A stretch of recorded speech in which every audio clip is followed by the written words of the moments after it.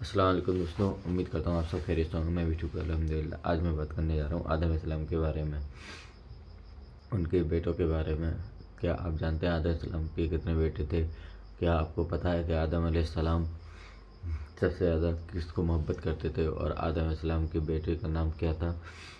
हमने हाबिल के बारे में सुना है, हमने हाबिल अलैहिस्सलाम और काबिल अलैहिस्सलाम के बारे में भी सुना है, लेकिन आदम अलैहिस्सलाम के तीसरे बेटे के बारे में आप लोग बहुत कमी के हिसाब से जानते होंगे और मैं भी बहुत कमी के हिसाब से जानता हूँ। तो आज हम आदम अलैहिस्सलाम के तीसरे बेटे यानी कि शेष अलैहिस्सलाम के बारे में जानने की कोशिश करेंगे और उम्मीद करता हूँ आप इस वीडियो को लास्ट तक देखिएगा ताकि आपको भी शेष अलैहिस्सलाम के बारे में पूरी जानकारी हासिल हो सके। चलिए दोस्तों, इस वीडियो को देखते हैं लास्ट तक। बिस्मिल्लाहिर्रहमानिर्रहीम। अस्सलाम वालेकुम दोस्तों। रिवायत के मुताबिक हज़रत शेष अलैहिस्सलाम हुस्न व जमाल, शक्ल व सूरत और आदात व अतवार में अपने वालिद हज़रत आदम अलैहिस्सलाम से बहुत ज़्यादा मुशाबह थे। हज़रत आदम अलैहिस्सलाम और हज़रत हव्वा को आप अलैहिस्सलाम से बहुत मोहब्बत थी, क्योंकि आपके लिए हज़रत आदम और अम्मा हव्वा अलैहिस्सलाम ने बहुत दुआएं की थीं।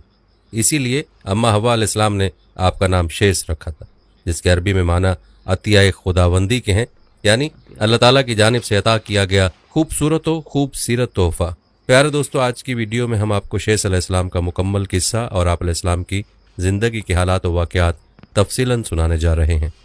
कहते हैं कि हज़रत आदम अलैहिस्सलाम के बेटे काबिल ने अपने भाई हाबिल को कत्ल कर दिया, तो अल्लाह ताला ने उसे कव्वे के ज़रिए भाई की लाश दफनाने का तरीका बताया, जिस पर अमल करते हुए उसने लाश दफना दी। काबिल को इस बात का खौफ था कि वालिद इस पर गुस्सा करेगा, लिहाजा वो यमन फरार हो गया, जहाँ उसने सकूनत इख्तियार की और बाद अज़ां उसने शादियाँ भी की, जिनसे औलाद कसीर पैदा हुई। काबिल ने अपने वालिद के दीन हक से बगावत करके पहले आतिश परस्ती शुरू की, फिर शैतान ने उसे पत्थर से बुत बनाने का तरीका सिखा दिया। यूं काबिल और उसकी औलाद ने एक अल्लाह को छोड़कर बुत परस्ती शुरू कर दी। जब हज़रत आदम अलैहिस्सलाम को बेटे के कत्ल की खबर मिली तो बहुत गमज़दा हो गए, क्योंकि हाबिल निहायत सादतमंद, फर्माबरदार, नेक और शाइस्ता नौजवान था। उसके उन्हीं औसाफ हमीदा की बिना पर हज़रत आदम अलैहिस्सलाम को उम्मीद थी कि वह अल्लाह के दीन को आगे बढ़ाने में उनका मावन व मददगार साबित होगा। नीज़ बाज़ रिवायत के मुताबिक हाबिल की शहादत का बुनियादी सबब यही था कि काबिल को भी अंदाज़ा हो चुका था कि वालिद के बाद नबूवत का ताज नेक सीरत हाबिल ही के सर सजेगा, और इसी हसद ने उसे भाई के कत्ल पर उभारा। हाबिल के कत्ल के बाद हज़रत आदम अलैहिस्सलाम और अम्मा हवा बहुत उदास रहा करते और बेटे को याद करके घंटों आंसू बहाया करते थे। हज़रत आदम अलैहिस्सलाम ने अल्लाह ताला से दुआ फरमाई कि ए अल्लाह, मुझे ऐसी औलाद अता फरमा जो तेरे दीन को दुनिया में फैलाने में मेरी मावन व मददगार हो और मेरे बाद भी तेरे पैगाम को दुनिया में आम करे, मेरी सही जानशीन हो और दुनिया में तेरी वहदानियत का अलम बरदार हो। अल्लाह ताला ने अपने प्यारे नबी की दुआओं को शर्फ कबूलियत बख्शा और एक नेक साले बेटे की बशारत से मुतला फरमाया। चुनाचे कुछ ही अरसे बाद हज़रत शेष अलैहिस्सलाम पैदा हुए। हज़रत आदम और अम्मा हवा उनकी पैदाइश पर बेहद खुश थे। ये हज़रत आदम अलैहिस्सलाम के तीसरे बेटे थे और उस वक्त उनकी उम्र 130 साल थी।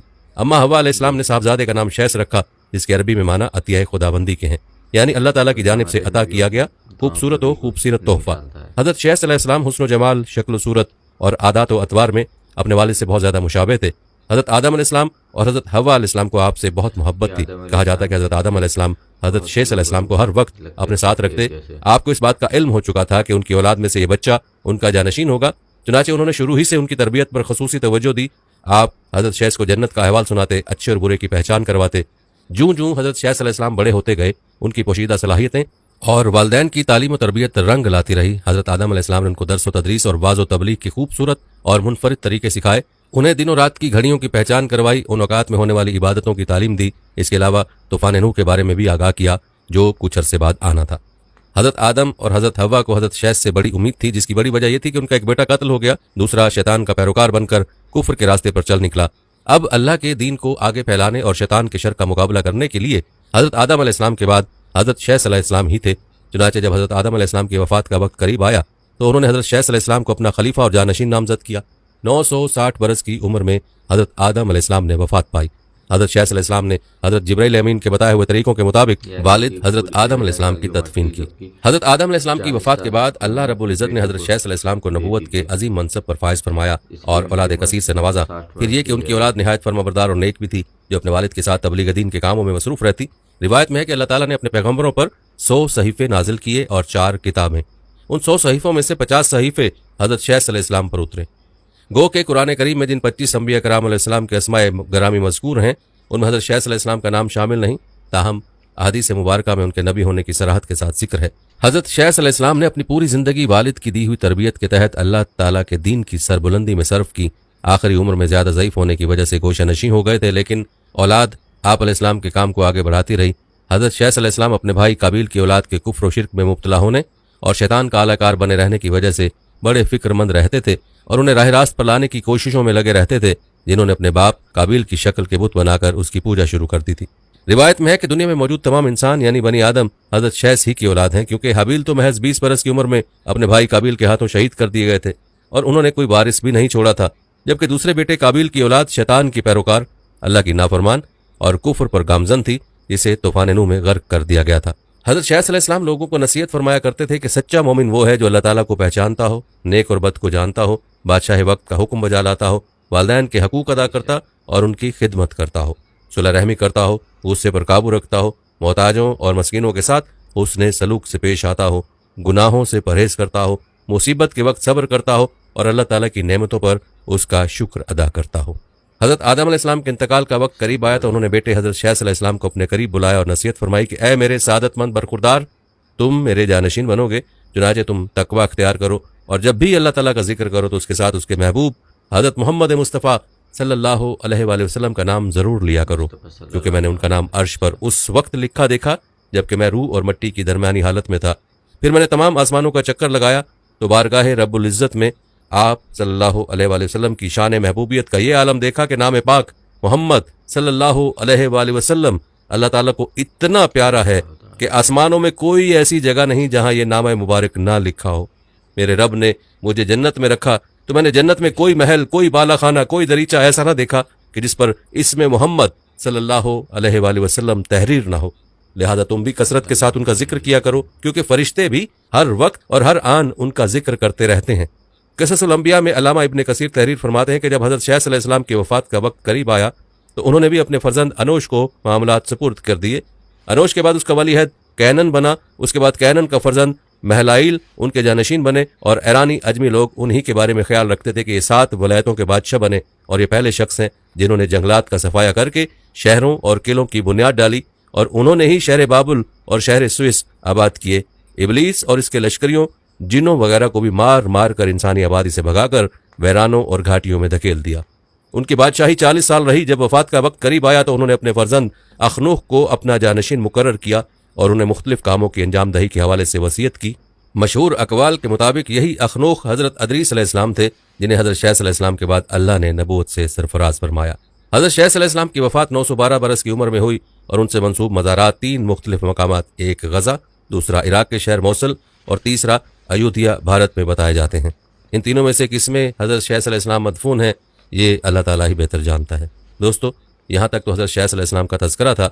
अब आपको हज़रत शैस अलैहिस्सलाम की औलाद के बारे में बताते हैं, जिनका इल्म होना हर मुसलमान के लिए ज़रूरी है, इसलिए आपने वीडियो को स्किप नहीं करना। तो चलिए बात करते हैं शैस अलैहिस्सलाम के बेटे अनोश की वलादत की और आपको वो वसीयत भी बताएंगे जो हज़रत शैस ने अनोश को फरमाई थी। मरातु ज़मान में मज़कूर है अनोश हज़रत आदम की हयात ही में पैदा हो चुके थे।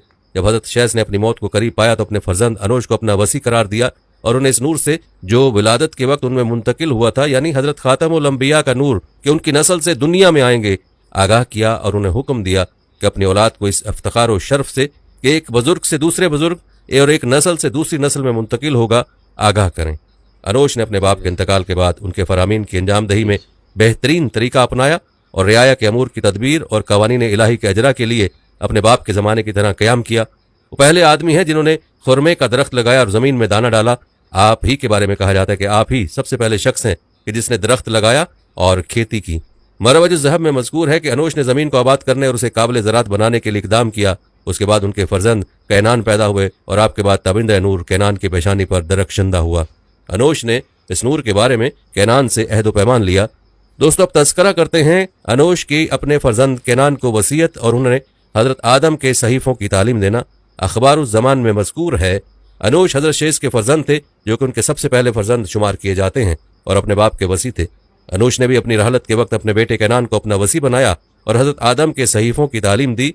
तारीख़ याकूबी में मज़कूर है शैस के फर्जंद अनोश ने अपने बाप और दादा की वसीयत की हिफाजत और निगहदाश्त की और उन्होंने बाहसनुल वजूह खुदा की बंदगी और इबादत की और अपनी कौम को भी हुक्म दिया कि खुदा की ऐसन तरीके से इबादतों पर सतिश की जाए دوستو جہاں تک بات ہے انوش کی وفات کی تو تاریخ تبری میں مذکور ہے انوش اپنے باپ کے بعد ملکی نظام کو چلانے اور رعایا کے نظم و تدبیر میں مشغول ہو گئے.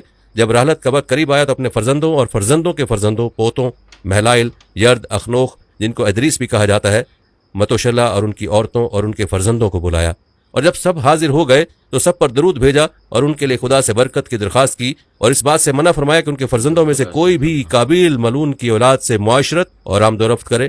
پھر اس وقت کینان کو اپنا وصی نامزد کیا اور انہیں حضرت آدم کے جسد کی حفاظت کی وصیت کی، اور سب کو حکم دیا کہ ان کی خدمت میں خدا کی نماز پڑھیں اور اس کی باکثرت تقدیس کریں. پھر اس وقت آنکھ بند ہو گئی اور دنیا سے رخصت ہو گئے. دوستو اب بات کرتے ہیں انوش کے فرزند کینان کی.